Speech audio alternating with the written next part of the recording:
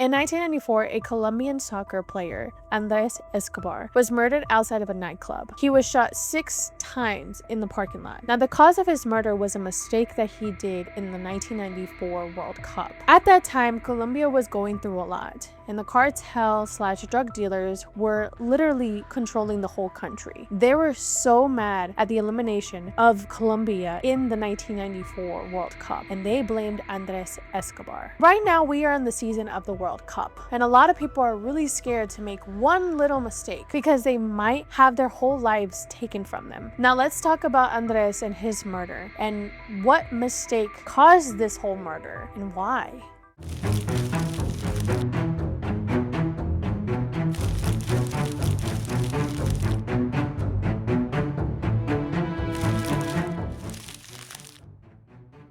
Viewer and listener discretion is advised. This episode contains discussion of sensitive topics that may be distressing for some audiences.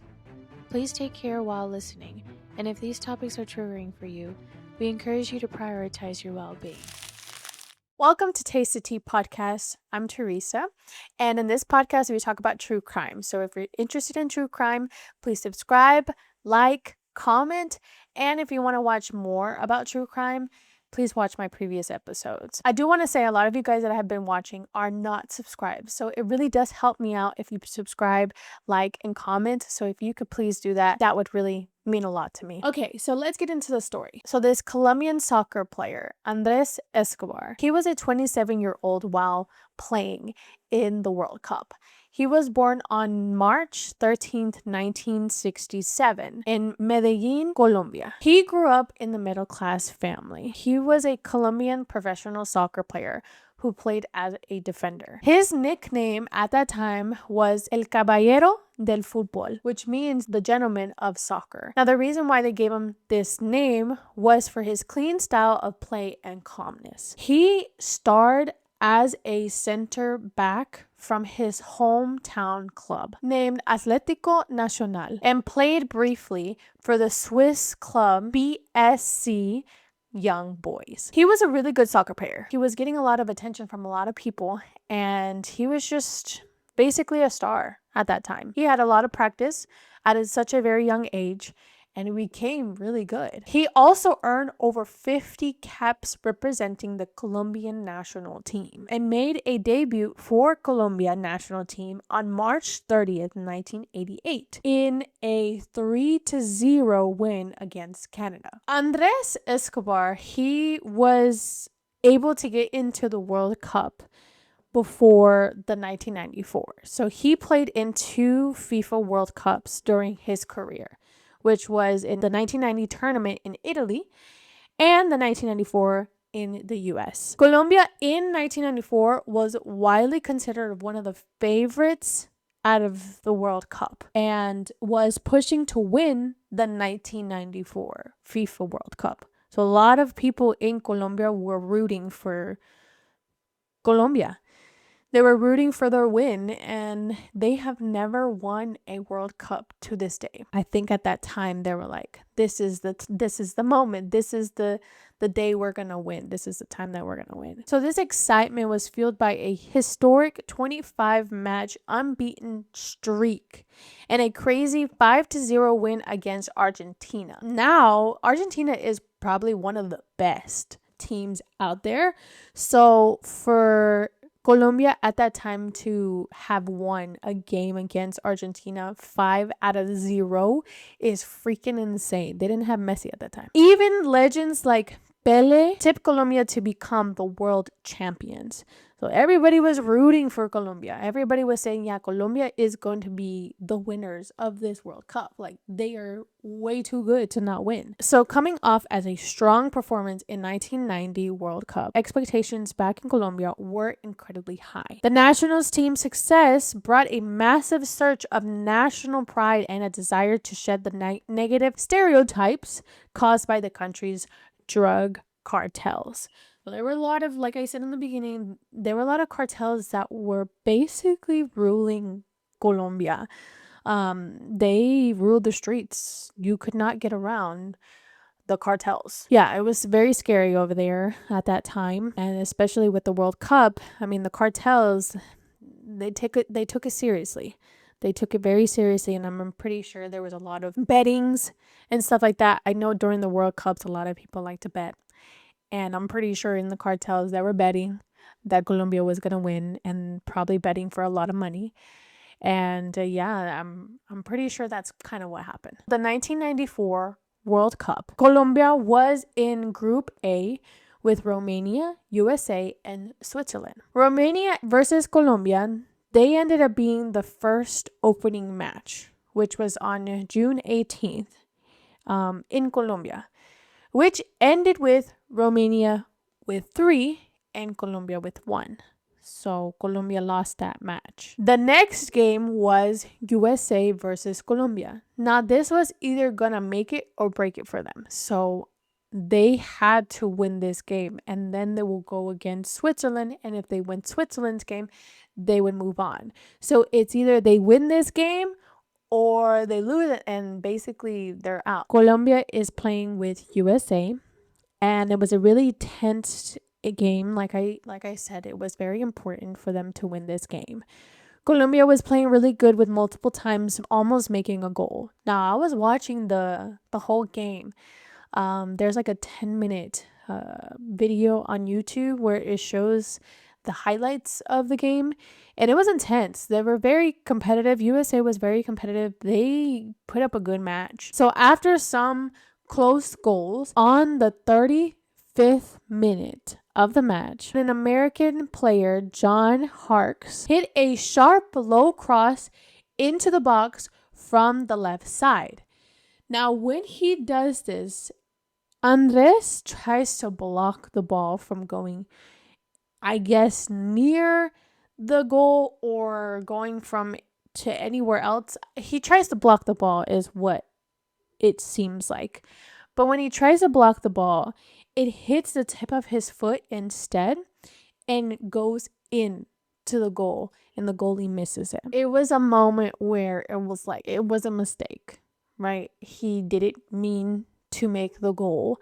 The goalie also never blocked it, but I mean, it caught him off guard, the goalie. I don't think he thought that he was gonna make it. So that's why he didn't think twice to block it. It was a very slow reaction when he tried to block the ball from going into the net, and it went in. So they made a goal for the USA. And at that very moment, Colombia felt very embarrassed, or at least Andres felt embarrassed for making the goal for the USA. Now, obviously, at this moment, it was like, it was not it. You know, it was not done. We're only on the 35th minute of the game. It lasts 90 minutes, and there's always extra minutes at the end. But then USA ends up making another one. Colombia ended up making a goal a little bit after, ending the game with 2 out of 1. So 2 would be USA and 1 would be Colombia. So yeah, they ended up losing that game. And this was heartbreaking for Colombia. This was heartbreaking for everybody, because if it weren't for that goal that Andres made, Colombia and USA would have been 1 against 1. So they would have been tied.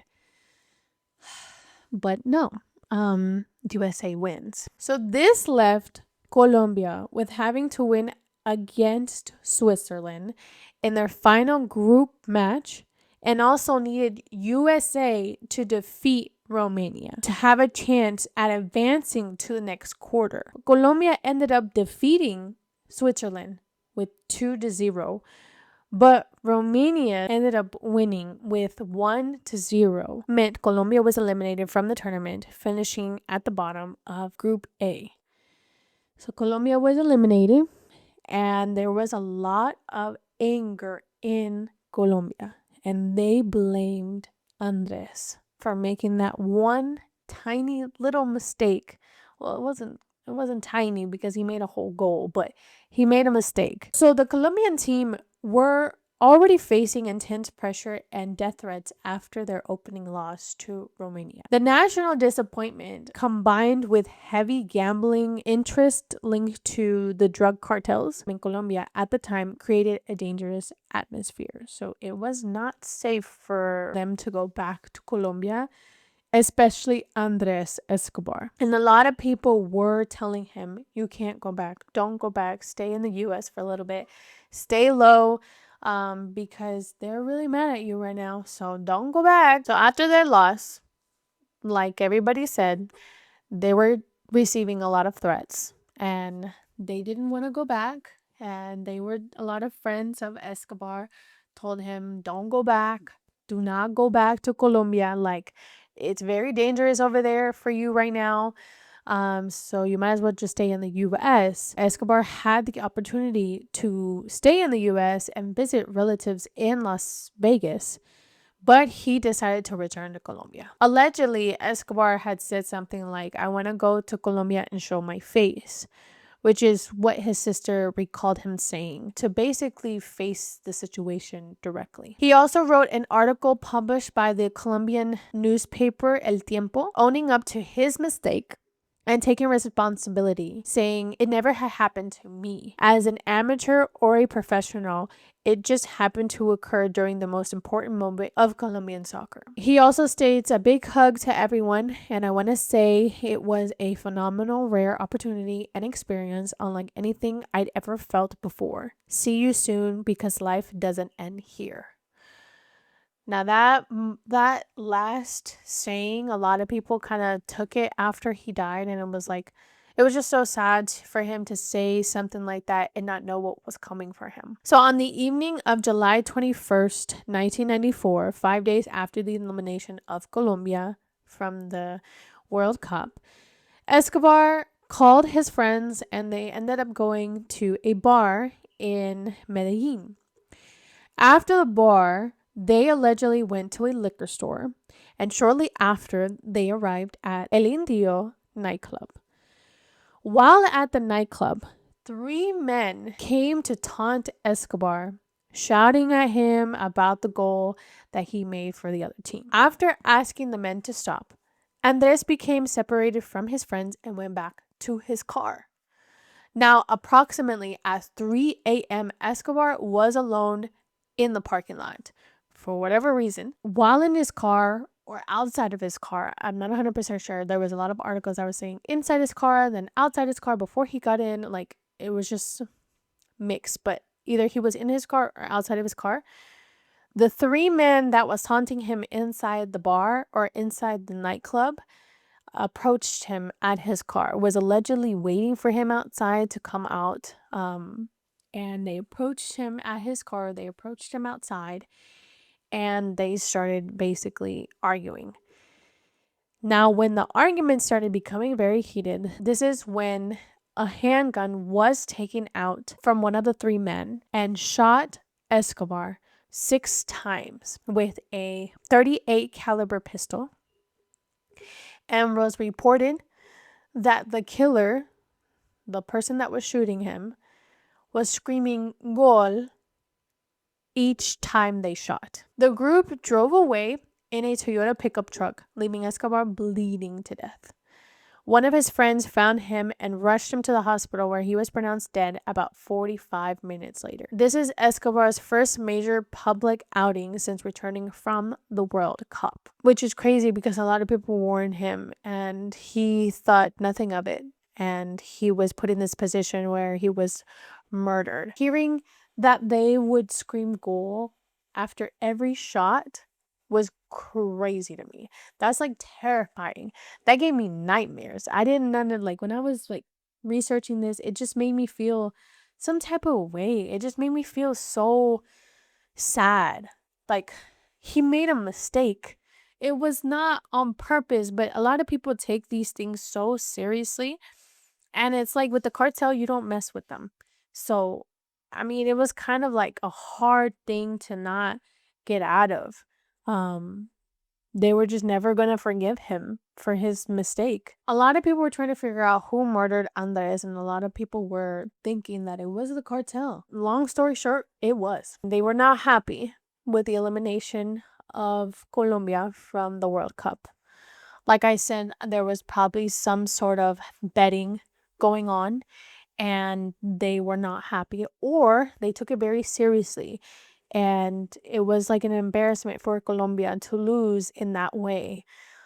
And the cartel was not happy about it because, like I said, at that time, the cartel owned the country. At that time, Medellin was controlled by drug traffickers with a murder rate of 380 per 100,000 inhabitants.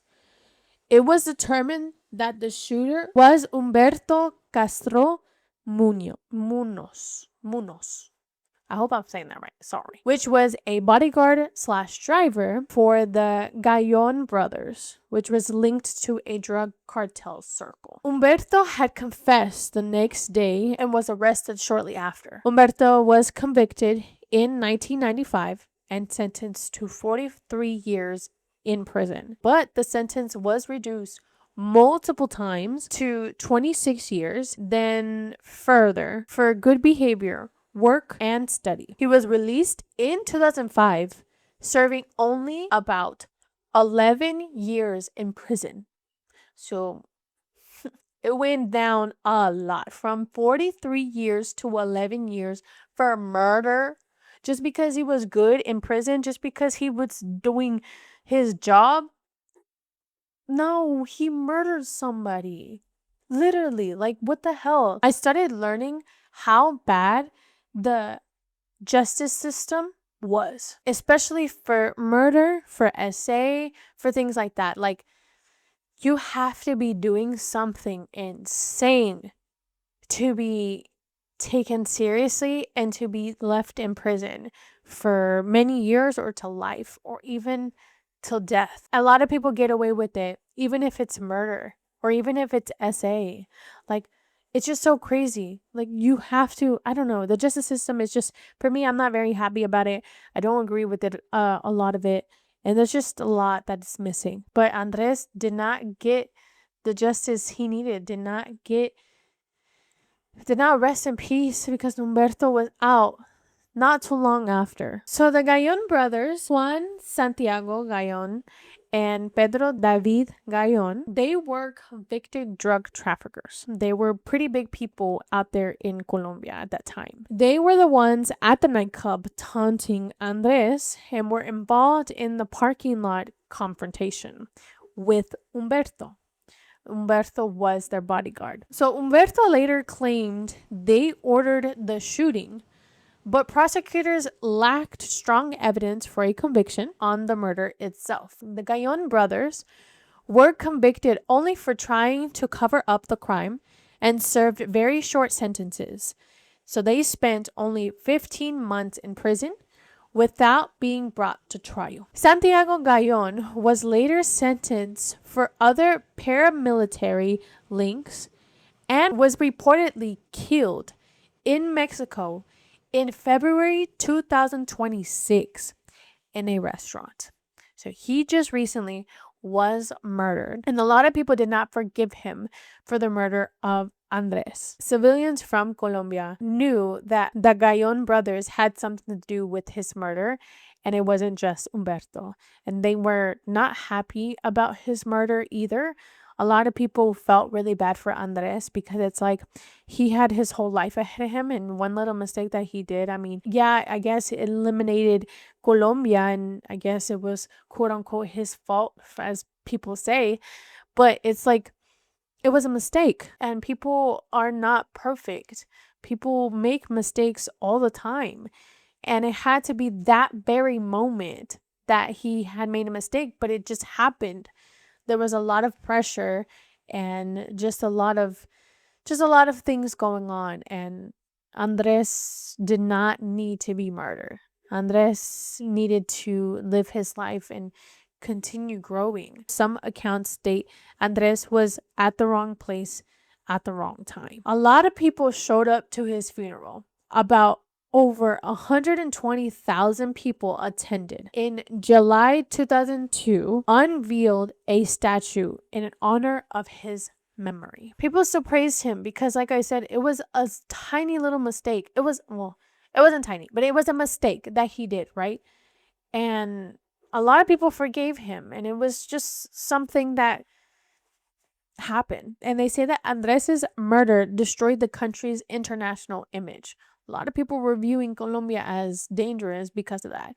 A lot of people were viewing Colombia as in like they're literally going against their own people. Prior to Andres's death, Andres was engaged to his girlfriend of 5 years, and they were planning to get married in 1994, so in the year of his murder. Now, what's crazy is that they have not learned a lesson yet. Despite all the responses of Andres's death, there's still so many threats towards players, not just Colombian players, but any soccer player in the World Cup. In 2018 World Cup, several players received death threats online. There was a post on Twitter from a user named David Castaneda that read, "Die Carlos Baca, son of a bitch.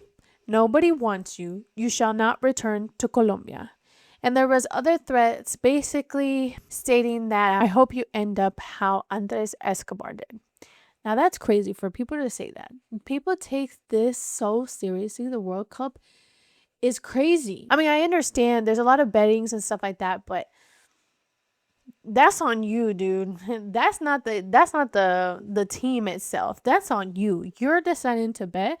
You're deciding to put money, and if you lose that money, that's your fault because you're the one that made the decision. You're the one that put that money in, and it wasn't anybody else's. The team did not know you were betting. Like, it's just so crazy to see how intense these games get and how mad people get if their country loses. I mean, it feels nice when they win, but it's like you can't get that mad. Like, you can get mad. But anyways, that's the story of Andrés Escobar and how he was murdered for one mistake that he did in the World Cup in 1994. I hope you guys enjoyed this video. Please let me know in the comments your thoughts about this and Andrés Escobar and who you think is going to win the World Cup. Because my bet's Mexico because I'm Mexican, so Mexico for me it's gonna win. I hope you're not threatening anybody because please don't. That's not okay. That's bullying basically. So don't do that. But yeah, I hope you guys enjoyed this video and please catch me in the next one. Okay, bye.